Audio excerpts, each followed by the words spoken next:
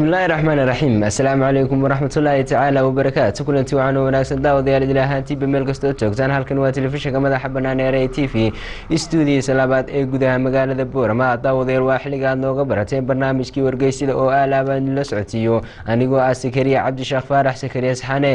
Daawadayaal barnaamijka habeenkan caawa waxaan noogu haynaa qodobo xiiso badan kuwaas oo nooga soo diyaarinay wargeysida kala duwan ee ka soo baxay magaalada Hargeysa ee xarunta Jamhuuriyadda Soomaaliland kuwaas oo soo xiganaya wargeysida caalamka. Daawadayaal bal aynu ka horeyno qodobka habeenkan caawa ugu horeeya barnaamijkeena wargeysida.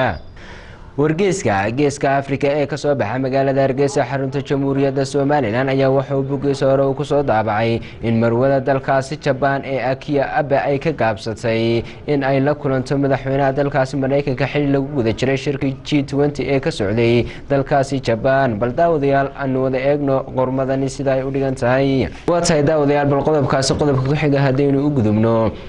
wargeyska saxafi ee ka soo baxay magaalada Hargeysa ee caasimadda Jamhuuriyadda Soomaaliland ayaa waxa uu bogiisa hore ku soo daabacay in muftiyiinta dalkaasi Urdun ay markii ugu horeysay ay ku soo dareen haween muftiyiinta dalkaasi oo ahaa 40 xubnood.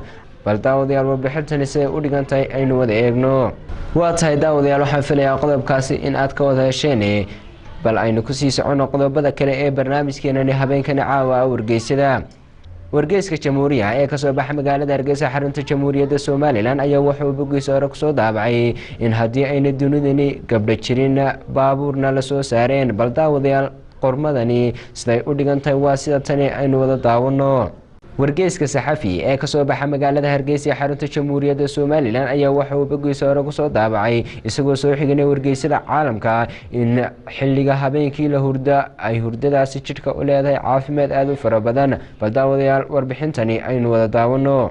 waa tahay daawadayaal wargeyska geeska Afrika ee ka soo baxay magaalada Hargeysa ee xarunta Jamhuuriyadda Soomaaliland ayaa waxa uu bogiisa hore ku soo daabacay isagoo soo xiganay wargeysada caalamka in shirkadda Facebook ee baraha bulshadu ay wixii imika ka dambeeya ay dib u cusboonaysiin ku sameyn doonto baraha bulshadu ay ku wada xiriidho. bal daawadayaal qodobkaasina aynu wada fiirino.